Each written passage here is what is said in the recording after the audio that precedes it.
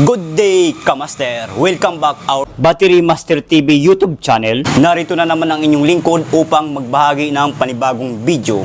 Ang topic natin sa araw na ito, Ituturo ko sa inyo kung paano lagyan ng sulfuric acid itong battery na pang motorcycle. Ang size or sukat sa battery na to, 12E9 4B 9AH or 9 ampere 12 volt low maintenance battery. Ibig sabihin, di tubig ang battery na to kung tawagin. ito ay bagong-bago. Kita nyo naman po, nakabox pa. Ito'y nabili na ng ating customer na si Sir. Iniwan mo na ito sa akin sa kadahilanan, lalagyan ko pa raw ito ng battery solution. Pumunta siya ng palengke, babalikan na lang daw ito pagkatapos ko malagyan ng sulfuric acid or battery solution kung tawagin ng karamihan.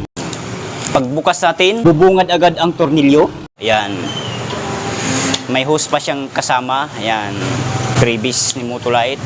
Then, heto na yung battery na pinakalaman ng ating mahiwagang box. 12E9 4B ang sukat or size sa battery na ito. Sabi ko naman sa inyo kanina, brand ito ng Motolite. Ibig sabihin, gawa mismo ito ni Motolite. Ang size or sukat sa battery na ito ay 12E9. 4B, ibig sabihin, reverse ito na battery. Yung isang 12E9 naman, parehas sila 12E9, pero 3B naman yun. Ito ay 4B. Ito na battery ang ginagamit ng Kawasaki Barakuto 175cc. Kung mapapansin nyo ang positive nito, kung nakaharap ang sticker ng Motolite, ang positive polarity nasa kaliwang bahagi. Ito po, positive polarity po ito ng baterya. Dito naman sa kanang bahagi ang negative polarity. Yan po.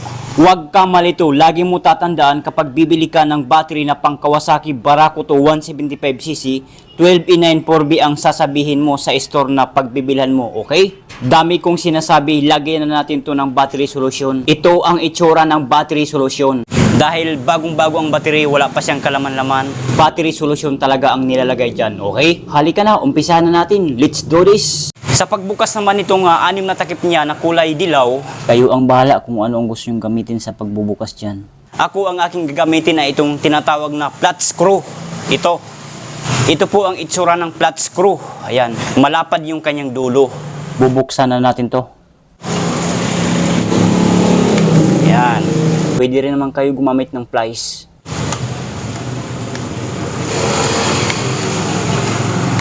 Ayan. Din alisin nyo itong kulay pula bago nyo lagyan ng battery solution. Ito po kasi yung singawan ng battery. Kaya may kasama siyang hose, dito kasi yan nilalagay. Ito, yan. Pag lalagay nyo na ng battery solution to, alisin nyo na to para makasingaw. Ito po ang itsura. Yan. Tinanggal ko itong pula galing dito. Lalagyan na natin to ng battery solution. Gumamit tayo ng imbodo. Itapat nyo sa butas at hawakan nyo. Mas mainam kung may mabibili kayong imbodo na maliit ang butas para pasok na pasok sa maliliit na butas ng battery. Ako kasi wala akong makita sa palengke na maliit ang butas ng imbodo. Kaya pinagtiyagaan ko na lang to.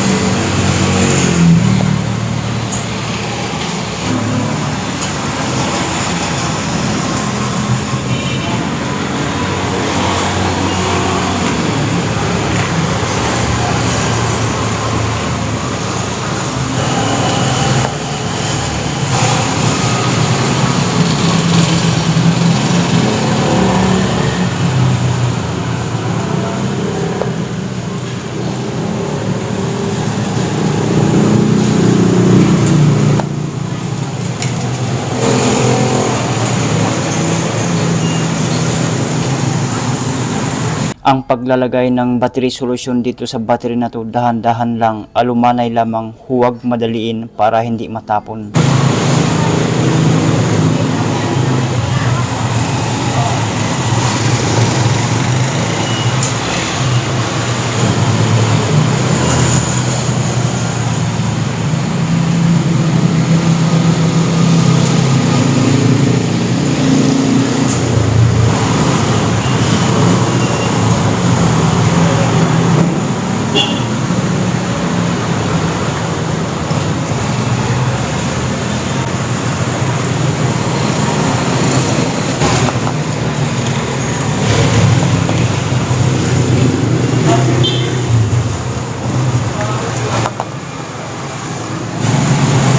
Sa paglalagay ng battery solution dito, kailangan pare-parehas pantay ang level ng tubig para maganda ang karga at daloy ng power sa battery na to. 1, 2, 3, 4, 5, 6. 6 naman na kwarto ito. 1, 2, 3, 4, 5, 6. 6 na kwarto yan, may butas yan isa-isa. Kailangan pare-parehas ang level ng tubig sa battery. Kailangan pare-parehas ang level at pantay ang paglalagay ng tubig. Ilalapit ko sa camera para makita nyo ng husto.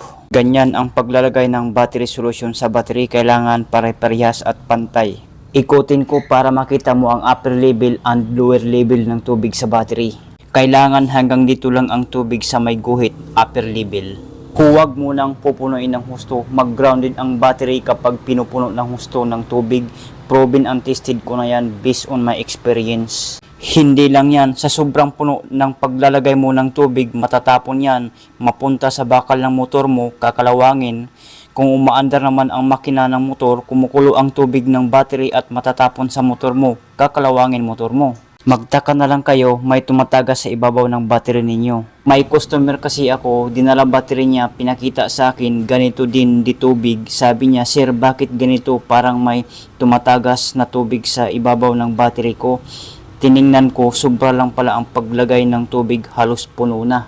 Kung mamalasin ka pa, kapag tumatagas ang tubig, mapupunta dito sa positive polarity and negative polarity ng battery, kakalawangin ang dalawang polarity ng battery mo.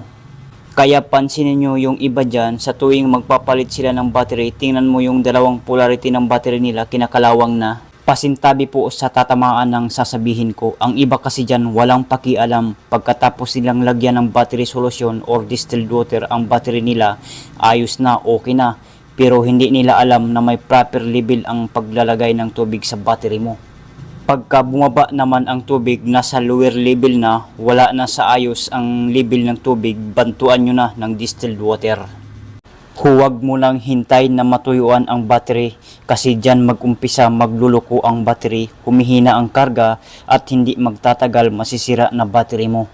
Sana naintindihan nyo po ang explanation ko about dito sa battery kung paano natin ito mapangalagaan. Okay? Yan. So okay na po yan at atin ang takpan.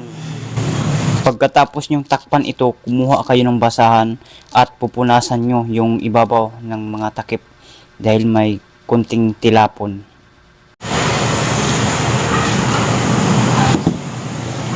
Yan. Pagkatapos nyo punasan, try nyo lang i-tester kung may karga na ba ang battery na to. Ito ang itsura ng ating tester na gagamitin. Ayan, digital load tester po ito. Ayan.